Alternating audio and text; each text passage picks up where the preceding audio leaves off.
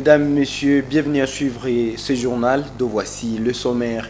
L'Université de l'Assomption au Congo UAC lance son troisième cycle organisé en collaboration avec l'Université pédagogique nationale UPN.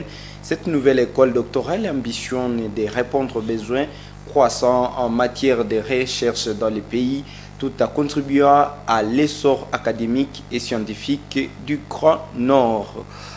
Le mécanisme de vérification ad hoc renforcé MVAR du processus de Luanda a été lancé ce mardi 5 novembre à Goma.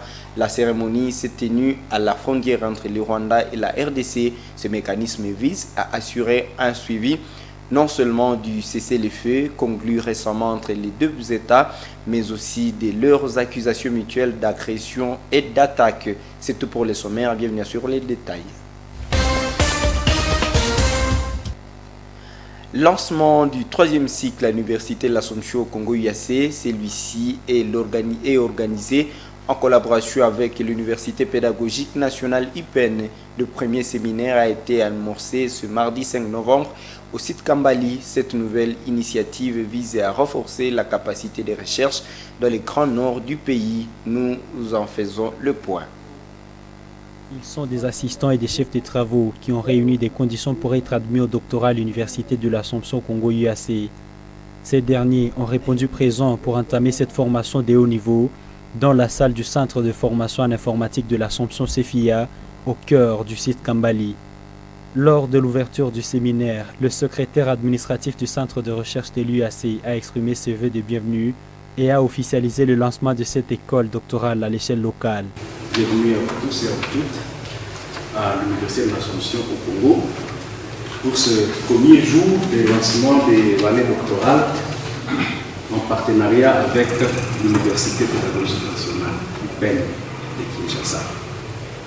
Nous sommes dans l'aventure depuis longtemps et nous voici finalement arrivés pour le premier séminaire de méthodologie de recherche quantitative et qualitative. Richard Tahemboa, représentant du directeur du Centre de recherche de l'UAC, a souligné l'importance de ces partenariats avec l'IPN qu'il considère comme un salut pour les chercheurs du Grand Nord. Selon lui, cette école doctorale contribuera de manière significative à l'amélioration des capacités de recherche dans les universités de la région. Alors, l'idée de ces partenariats était d'aider à la spécialisation du personnel de l'ESU dans les Grands Nord.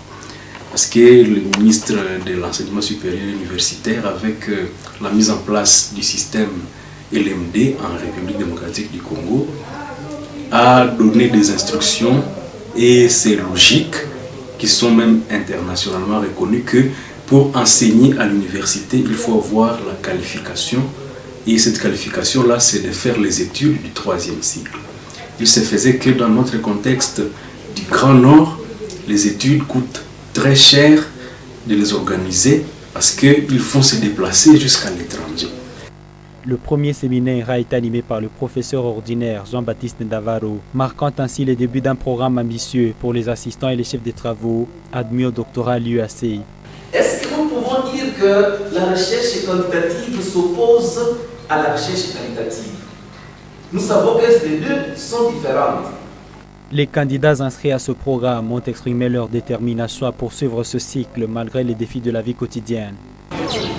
Nous allons y participer avec toute notre effervescence, avec tout notre engagement. Et je suis en train de me dire que la question de l'argent, par exemple, ne va pas nous arrêter.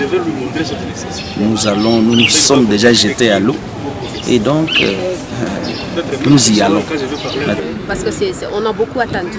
Depuis mars, on est dans le démarche de l'instruction. Heureusement que ça a souri. Et pour nous, donc on vient de faire un ouf de soulagement parce qu'à un moment, on a été découragé. On croyait que ça ne peut pas venir, mais heureusement que ça va. Le recrutement pour cette école doctorale, qui est aussi ouvert aux chercheurs d'autres institutions du Grand Nord Kivu, constitue une nouvelle opportunité pour les académiciens de cette région en quête de perfectionnement.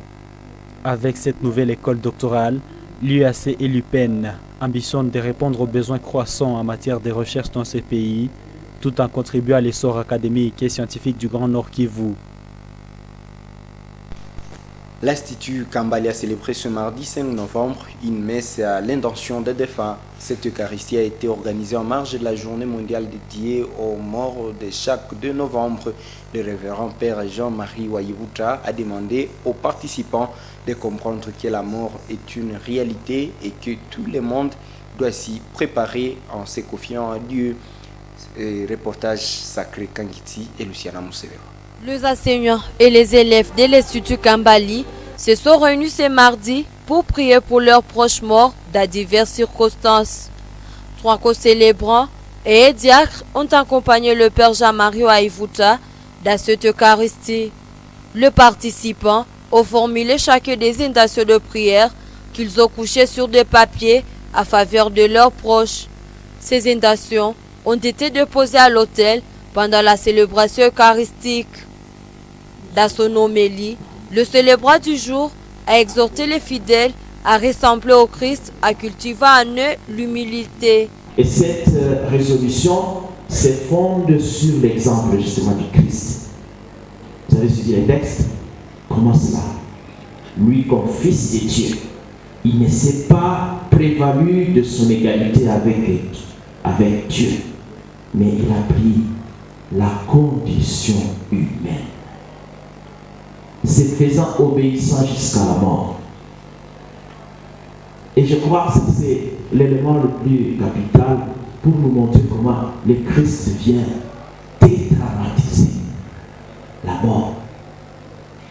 Il vient dédramatiser la mort. Ce n'est pas, on ne doit pas paniquer devant la mort, parce que le Christ nous a donné déjà une solution. Le Père Wayivuta Jean-Marie a exhorté les participants à ne pas s'affler d'orgueil, car Christ nous prêche l'humilité. Et de l'humilité, il a été élevé à la glorification. C'est avec une telle disposition spirituelle vécue quotidiennement que nous pouvons, à mon avis, accéder au banquet de la parabole de l'évangile que nous avons suivi, qui n'est autre chose que le festin messianique auquel Jésus convie ceux qui l'écoutent. Et ce qui étonne et montre le grand cœur de Dieu est que c'est Dieu invite. Voilà ce qui nous étonne. Un Dieu qui est capable d'inviter. Le collège dit des messes chaque semaine à l'intention de ses élèves et des enseignants chaque mardi et chaque mercredi. La prière amorcée pour les 2 fêtes ce mardi va continuer mercredi. Ce, pour se conformer au programme de l'Église qui a consacré le mois de novembre aux personnes décédées. Le Parlement d'enfants de Butembo-Lubero salue la reprise des classes après plus de 2 mois, une situation qui sauve non seulement l'année scolaire des enfants, mais aussi de les sauver des antivaleurs qui les guettent. Cette structure appelle le gouvernement à répondre aux revendications des enseignants. Il est dans ses propos recueillis par Luciana Moussevera. Comme nous le voyons bien tous, depuis 9 semaines sans éducation, c'est aujourd'hui que les enseignants se sont décidés à retourner à l'école. Alors c'est une très bonne décision qui nous arrange comme enfants parce qu'elle vient répondre à nos attentes. C'était toujours notre vœu.